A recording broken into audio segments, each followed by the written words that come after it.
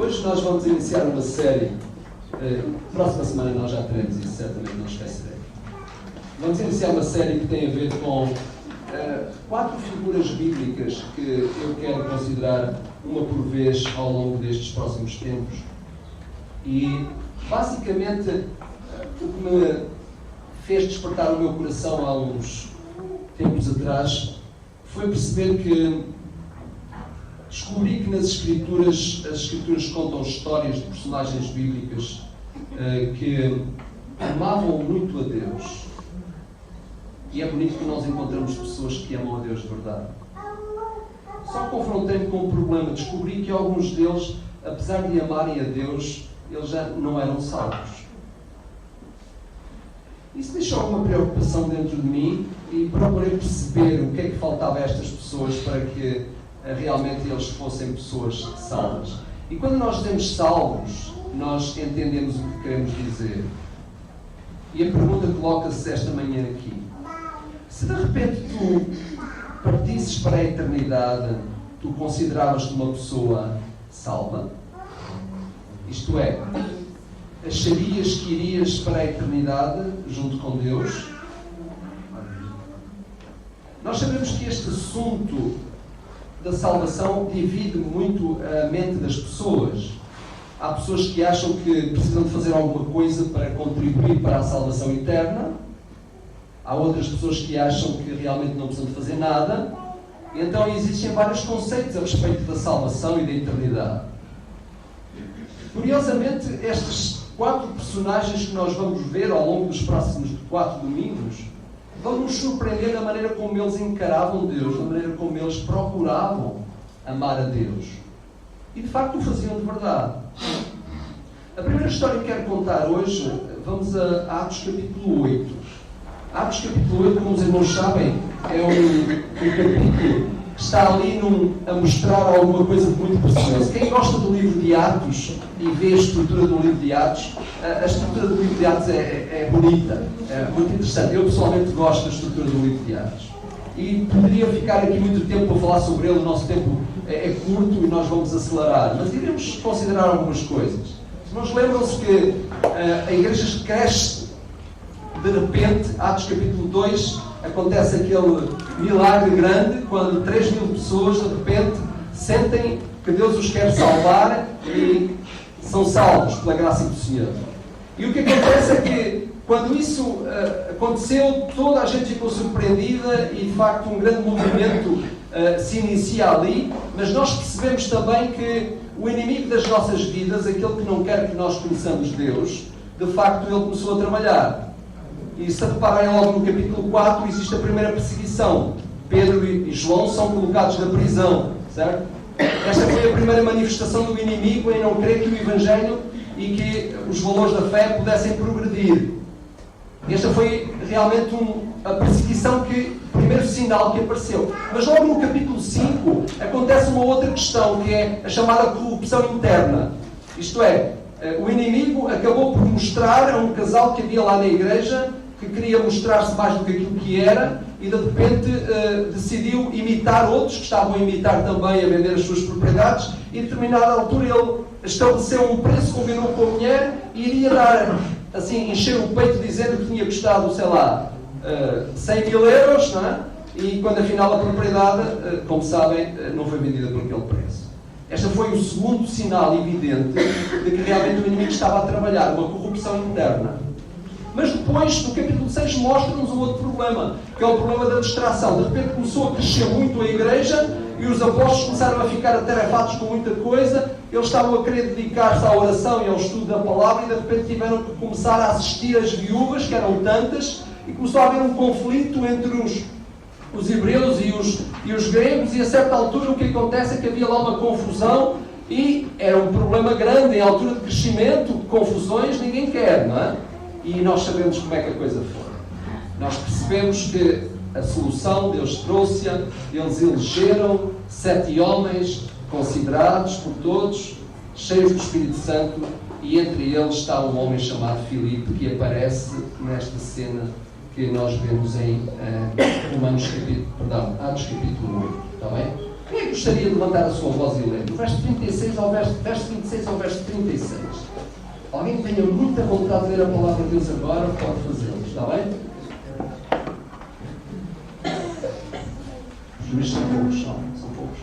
E o anjo do Senhor falou a Filipe, dizendo: levanta-te e vai para o lado do sul, ao caminho que desce de Jerusalém para Gaza, que está deserta. Levantou-se e foi. E eis que um homem etíope, eunuco, mordomo-mor de Candace, rainha dos etíopes, o qual era superintendente de todos os seus tesouros, e tinha ido a Jerusalém para a adoração, regressava, e assentado no seu carro, lia o profeta Isaías. E disse o Espírito a Filipe: chega-te e ajunta-te a esse carro. Correndo, Filipe ouviu que lia o profeta Isaías e disse: entendes tu o que lês? E ele disse: como poderei entender se alguém não me ensinar? E rogou a Filipe que subisse e com ele se assentasse. E o lugar da escritura que lia era este: foi levado como ovelha para o matadouro, e como está mudo o cordeiro diante do fio do esquia, assim não abriu a sua boca. Na sua humilhação foi tirado o seu julgamento. E quem contará a sua geração? Porque a sua vida é tirada da terra. E respondendo o eunuco a Filipe, disse: logo, de quem diz isto o profeta? De si mesmo ou de algum outro? Então Filipe, abrindo a sua boca e começando nesta escritura, lhe anunciou a Jesus. E indo eles caminhando, chegaram ao pé de alguma água, e disse o eunuco: eis aqui água, que impede que eu seja batizado? 37. E disse Filipe: é lícito, se creres de todo o coração. E respondendo, ele disse: creio que Jesus Cristo é o Filho de Deus. E mandou parar o carro, e desceram ambos à água, tanto Filipe como o eunuco, e o batizou. Muito bem, eu vou contar a história rapidamente, irmãos. Os irmãos recordam-se em Atos capítulo 2, havia gente que vinha para a festa em Jerusalém de muitos lugares do mundo. Era uma festa bastante considerada. E nós sabemos, quando lemos no final do capítulo 2, que havia pessoas de todos os cantos do mundo, não é? Entre aspas. E podem imaginar o impacto que Atos capítulo 2, que a descida do Espírito Santo teve, foi tão grande, porque realmente houve muita gente que se converteu, sobretudo daqueles que habitavam naquela altura Israel, mas houve muita gente que foi também fortemente influenciada, sobretudo porquê? Porque eles ouviram a pregação de Pedro na sua própria língua. E este foi o ato do Espírito Santo para realmente fazer com que aquelas pessoas que estavam lá pudessem ir para as suas casas com uma mensagem nova de esperança de um Cristo ressuscitado. E o que acontece é que havia pessoas também da região da Etiópia. Na verdade, a Etiópia, como sabem, os gregos consideravam a Etiópia uma região, não o país. Aliás, curiosamente, gostava de dizer-vos muitas coisas sobre isso, o tempo não dá, mas sabem que um dos mais antigos acordos que existem entre países é entre Portugal e a Etiópia, curiosamente. Talvez vasculhem mais, que eu teria muito para dizer-vos, mas o nosso tempo aperta. Mas é interessante porque Portugal sempre se tornou um aliado da Etiópia, não é? Enquanto país, há muito tempo atrás. Inclusive, uma vez até mandou armas e também mandou 400 soldados para ajudar numa batalha lá na Etiópia, quando, neste caso, o imperador estava a perder o seu domínio sobre o povo, etc. E estavam a ser atacados e Portugal ajudou. Portanto, há aqui uma referência interessante para falarmos sobre isto. Mas, meus irmãos, o que é que acontece? Há gente que está lá em Atos capítulo 2, no dia de Pentecostes, que vem da região deste homem. Nós não sabemos tudo, mas o que eu posso imaginar e ler entre linhas é o seguinte: a influência de pessoas que esteve cá, nessa altura, a assistir à festa do Pentecostes foi tanta que eles voltaram para o seu país e quando chegaram lá começaram a falar do que é que estava a acontecer em Israel. E neste caso a festa bonita que muitos tinham assistido e o grande movimento que se estava a dar. E eu posso imaginar que aquilo chegou aos ouvidos da chamada rainha de Candace. Candace é mais um título do que propriamente um país. Mas o que acontece é que aquela mulher, que provavelmente seria uma mulher chamada as mulheres guerreiras, isto é, chegou a haver um condado onde as mulheres eram guerreiras, está bem? Então, o que é que acontece? Provavelmente o que acontece é isto. Era uma mulher que dominava aquela região e ela o que faz? Por causa de tudo aquilo que estava a acontecer, ela resolveu nomear o seu próprio tesoureiro, a pessoa de confiança, para vir a Israel ver o que é que se estava a passar. Porque, na verdade, parece que Israel estava ao rubro. E então, o cenário é este. Ele recebe o apoio da rainha, vem com uma comitiva, provavelmente no melhor coche que a rainha tinha lhe terá oferecido, e ele vem a Jerusalém com o seu coração cheio de vontade de conhecer esse Deus verdadeiro e aquilo que acontecia de extraordinário lá em Israel. E a história dá-se. O que acontece é que ele vem a Israel e assiste àquele tempo de festas fantásticas que ainda hoje muita gente gosta de assistir. Há pessoas que estão a viajar todos os anos para Israel para assistir às festas, à festa de Pentecostes. Enfim, há coisas bonitas que acontecem em Israel que estão relacionadas com os tempos bíblicos. E o que acontece é que este homem vem e pelo menos ele está uma semana lá em Israel a assistir àquela festa, àquele cerimonial todo. Nós não sabemos muito bem porque, sendo ele eunuco, os eunucos não poderiam entrar no pátio do templo. Mas acontece que há uma profecia em Isaías que diz que ele, os eunucos e os estrangeiros, a partir de certa altura, podem entrar. Eu não sei onde é que o eunuco chegou, onde é que este etíope chegou. A verdade é que ele assiste a todo aquele cerimonial do que está a acontecer lá. E sabem uma coisa trágica? É que ele corre o risco de voltar ao seu próprio país com um fraco relatório para dar à rainha. O que acontece é que a certa altura parece que aquelas festas não lhe dizem muito. Ele vem para buscar esse Deus verdadeiro que toda a gente fala. Ele vem para encontrar esse Deus que se manifesta de uma forma impressionante em Israel. E o que está a acontecer, diz o texto, é que ele está a voltar para a sua casa, está quase a chegar aos limites da fronteira que sai de Israel, e eu posso imaginar o pensamento daquele homem. Afinal, tanta gente falou tanta coisa acerca de Israel, tanta gente falou acerca do Deus de Israel, tanta coisa bonita que acontecia, eu passo cá uma semana e nada acontece comigo. Inclusive, ao meio da semana, tal era a angústia do seu coração em conhecer esse tal Deus verdadeiro que toda a gente falava, que ele compra uma cópia do livro de Isaías. Cópias que eram postas à venda pelos próprios escribas que escreviam certos textos das Escrituras para pôr à venda no tempo da festa. E ele, aquelas cópias não eram baratas, mas ele com certeza tem dinheiro, tem a licença da rainha para usar provavelmente até os cofres do reino, e ele compra aquela cópia do livro de Isaías. Eu posso imaginar a avidez dele em procurar encontrar no texto alguma coisa que lhe encha o coração e a alma, porque afinal de contas ele faz pelo menos 1500 quilómetros para encontrar esse Deus verdadeiro. Se fosse hoje, seriam 4000 e tal. Diz que naquela altura os caminhos encurtavam-se e, portanto, estava muito reduzido.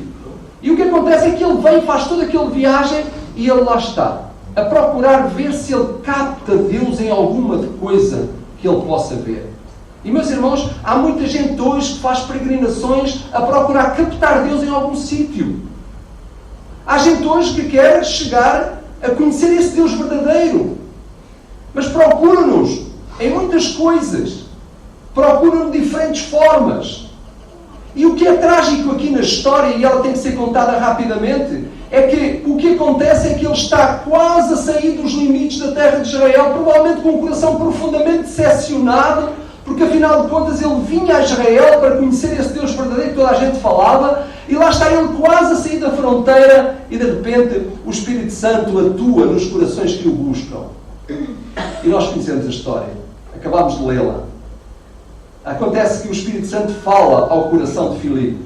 Filipe é esse tal dos 7, um dos 7 que foi nomeado para ser diácono, lá em Atos capítulo 6, quando a crise se instalou por causa da administração das coisas. Diz o texto que ele era um homem cheio do Espírito Santo. Diz que juntamente com Estevão, um homem cheio de fé, o primeiro mártir do cristianismo, eles faziam uma equipa, eram ambos evangelistas. Eles não tinham outra mensagem senão a mensagem de Jesus. Em qualquer lugar onde eles estavam, com quem eles falavam, Jesus vinha à baila. Não tinham outra coisa para dizer senão conversar sobre aquela pessoa que os tinha influenciado tanto. E o que acontece é que Deus move, o Espírito Santo move as coisas de maneira que Filipe é rapidamente teletransportado para chegar ao caminho que desce de Jerusalém para Gaza. E lá está ele. Eu imagino o Filipe a chegar lá primeiro e ficar à espera, indagar-se a si próprio, dizendo: ó Senhor, espera aí, eu não vejo ninguém. Porque o Espírito Santo diz: olha, desce até ao caminho que vai de Jerusalém para Gaza, que está deserto. Talvez ele tenha perguntado: então, se está deserto, o que é que eu lá vou fazer? Ele tinha que saber esperar. E ali está ele à espera, e de repente ele vê surgir ao longe um coche. Era o eunuco que vinha aí, era o eutibo que vinha aí. Ele sabe que o Espírito Santo tem um trabalho para ele. E rapidamente ele entabela a conversa com ele e diz: olha, tu entendes o que é que estás a ler? Porque ele viu que ele estava a ler as Escrituras. E ele perguntou: como é que eu posso entender se não houver quem me explique? Meus irmãos, há muita gente hoje a fazer a mesma pergunta. Como é que eu posso conhecer o Deus verdadeiro se não há ninguém que me ensine quem esse Deus é? Como é que eu posso, de facto, conhecer verdadeiramente esse Deus se eu não o consigo ver na vida de muita gente que se diz religiosa? Este é o grande dilema que ainda acontece hoje. Nós conhecemos a história. E, meus irmãos, o que é que acontece? O que acontece é que o que se dá ali é um verdadeiro milagre, uma ação do Espírito Santo. Porquê é que esta história é importante para o tema que nós queremos iniciar hoje? Pessoas que amavam a Deus, mas não eram salvos. O que nós percebemos nesta história e que vamos perceber mais à frente noutras, é que, meus irmãos, nós podemos procurar Deus de muitas maneiras, mas só existe uma forma certa de o encontrar. E se os irmãos perceberem o que é que está mais escrito mais à frente neste texto, diz que Filipe, começando naquela parte das Escrituras, lhe anunciou a Jesus. Aliás, Filipe não sabia fazer outra coisa. Quando ele foi para Samaria mais tarde, ele não sabia fazer outra coisa senão anunciar a Jesus. Filipe tinha esta característica. Se havia alguma coisa que estava presente no seu coração, era a pessoa de Jesus. E, meus irmãos, eu preocupo-me hoje em perceber que nós precisamos daquilo que aconteceu com o etíope. Nós precisamos de, na nossa vida, dar espaço para encontros com Cristo. Isto vai fazer sentido mais à frente quando falarmos em personagens como Saulo, como tantas pessoas que aparecem e, sobretudo, por uma outra pessoa chamada Centurião Romano. Nós vamos ver o que é que acontece. Pessoas que, na verdade, levavam a sua vida a sério. Pessoas que tinham um ato de devoção a Deus, mas que precisavam de uma coisa. Precisavam de um dia se encontrar com Cristo. E sabem, uma das coisas que me preocupa a mim hoje é perceber que há muita gente a correr para os lugares de culto. Há muita gente a ter alguma devoção de fé. Mas pessoas que nunca se encontraram verdadeiramente com Cristo Jesus. Esse encontro com Cristo é necessário para que nós percebamos a eternidade. E quando olhamos para esta história, nós percebemos que o que importa na vida, e sobretudo no que diz respeito à questão da eternidade, não é o lugar onde nós vamos adorar. Não é sequer a muita devoção de fé que nós possamos ter. Ela faz mais sentido quando nós temos um encontro pessoal com esse Salvador que morreu por nós na cruz. É esse encontro que marca a história das nossas vidas. É esse encontro que nos faz perceber que a eternidade tem sentido. É quando esse encontro se dá. Nós perguntamos, esse encontro acontece uma vez só? Não. Nós vamos terminar esta série de sermões falando de um homem que se encontrou com Cristo 3 vezes. E sabem uma coisa que tenho descoberto? Na minha própria vida, tenho me encontrado com Ele 4 vezes. A primeira foi aos 11 anos de idade. A segunda foi aos 17. A terceira aos 33. E a quarta, há poucos anos atrás. Sinto que a vida do cristão, se não for marcada por encontros com Cristo significativos, nós corremos o risco de sermos pessoas religiosas. Corremos o risco de se acharmos que a fé nos serve, quando afinal de contas quem nos serve é uma pessoa, é Jesus. E o que eu quero desafiar a congregação ao longo destes próximos tempos é percebermos que o cristianismo está marcado de encontros de Deus com o homem, Deus com a humanidade. Não há outra forma de nós sentirmos o sabor do que é eterno se este encontro com Cristo não se der. Porque é que este homem não encontrou significado em todo o aparato religioso que ele viu em Israel? Porque ele estava a precisar de uma coisa que tu e eu precisamos. É de encontros com Deus. Encontros com Cristo. No emaranhado das nossas vidas, na agenda supérflua que tantas vezes nós temos. No meio de toda uma atividade profissional que nós damos muito valor, nós não nos apercebemos. Os encontros com Cristo estão a ficar fora da nossa agenda. Mas são eles que marcam a história eterna das nossas vidas. O Etíope corria o risco de fazer uma viagem que custou muito dinheiro ao reino, voltar para a sua terra e não ter uma experiência para contar. Deus foi milagroso com ele e concedeu-lhe a oportunidade de ele ter um encontro com Cristo em cima da charrete. É esse encontro que tu e eu precisamos, que não acontece uma só vez. São encontros que mudam a nossa vida e vão mudando. O hino que vamos cantar diz: de glória em glória te vejo. Ai de nós, se ficarmos baseados na experiência daquilo que nós chamamos a nossa conversão. Jesus não se manifestou para ser apenas alguém nas nossas vidas. Reparem que uma das coisas que acontece quando Jesus ressuscitou é que ele apareceu a pelo menos 500 pessoas. Jesus precisa de aparecer na nossa vida muitas vezes.